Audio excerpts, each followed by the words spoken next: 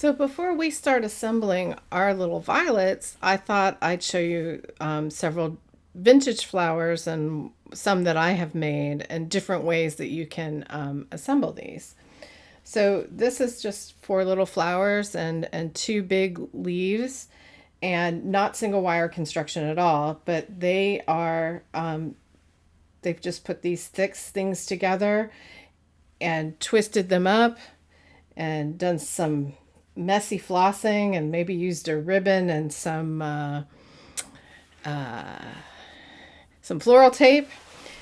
Here's one that I made probably 15 years ago, very similar to that, inspired by that last flower. So I've got four flowers and three leaves, and instead of using any floral tape or what am I trying to say? Or flossed. I essentially flossed it with just green wire, and I used a piece of heavy gauge to like bind my flowers and leaves to. So this is probably a piece like this that of 18 gauge wire as my central. And then I bent it to fit in the vase I wanted, and I didn't know if it would always be in there, so I didn't cut it. I just left it. So there's one option. So this one uses no heavy piece like this. It's just the stems bound together. This one uses a heavy gauge in there, and I use just green wire instead of floss or floral tape. Because I'm so interested in vintage French bleeded flowers, I have a sort of a hatred of floral tape because it disintegrates, and if you're relying on it for assembly, eventually your flowers are going to fall apart. These cute little flowers, I managed to buy a whole bunch of these, and this is just one little bundle. So one little bundle, and I probably have 10 of these all combined in a little vase. And so you can see they did the leaves pretty much the way we're doing, just a little leaf, and then the stem. Try to see, you can just see it's two wires, and like that one's not twisted, but this one is twisted. So you can see you can put these together, and it really, once you look at the bundle as a whole, it just doesn't really matter, right? But so again, this one, you can see this really heavy wire, and they're putting theirs in, and the heavy wire runs all the way up to here. That 18 gauge wire runs between my pinky and my pointer fingers. And so they have put these, sort of on the stem, and this would be a good option. And these are just, I love these little flowers and these super cute little beads. Here's another bundle. Most of these are done that same way. These are neat.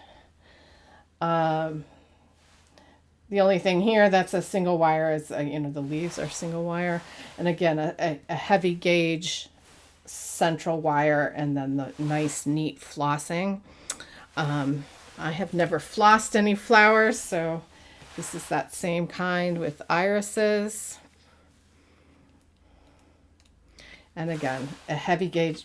Actually, this one does not have a heavy gauge. These are all just the little wires, and the floss is fraying at the end. But what a nice, neat job they did with the floss. And I love these little irises. If you are interested in French beaded vintage flowers, you will eventually see these quite a bit. I don't know. It must have been a popular pattern or a giveaway or something. But these are sort of interesting. They're fun. They look great. This is, you could make this in minutes. And there's no beads on the stem. It's just twisted wire. And these wires are just twisted and then wrapped with a little bit of floral tape that is starting to disintegrate. So I might take a real fine wire and wrap that just to help it stay together the way it was originally made. I would say this one is newer than the other ones I have been showing you. Here's another one with some daisies. And I wanted to show you these leaves. These leaves could be made with a single wire, and they have that wrap, if you can see that very well, like we were doing on the very top portion of the leaf. And again, this has that heavy a heavy gauge wire in there. It's the flowers, and the top part of the stem are flossed, and then it's floral tape down below. This must have been very well cared for. It's really still very nice and neat. And then I've got this huge bouquet here. And this is made up, if I look at how this is constructed, it's made up from small bundles, all like what I've just been showing you, those small bundles, and then put together into a big bouquet and trimmed with this little bit of twine. I don't know if maybe somebody made this for to hold as a wedding bouquet or something like that. It's very easy to hold in your hand and really neat. And these are those mini iris, all their flowers, and then some other little flowers, just like those little yellow ones that I showed you before. But again, if you look in here, it's all these little bundles that are flossed and put together and then done into a bigger bundle. So I just wanted to show you all these vintage flowers to give you an idea of different ways to make these little like nosegays or little bundles of flowers, and how you can take them and put them into something, you know, these little flowers, you can make a very large bouquet. So at this point, you need to decide to some extent, what are you going to do with your little violets? How are you going to display them? So for me, I intend to put them in that egg-shaped vase that's painted with violets, and it has a wide opening, you know, something like that.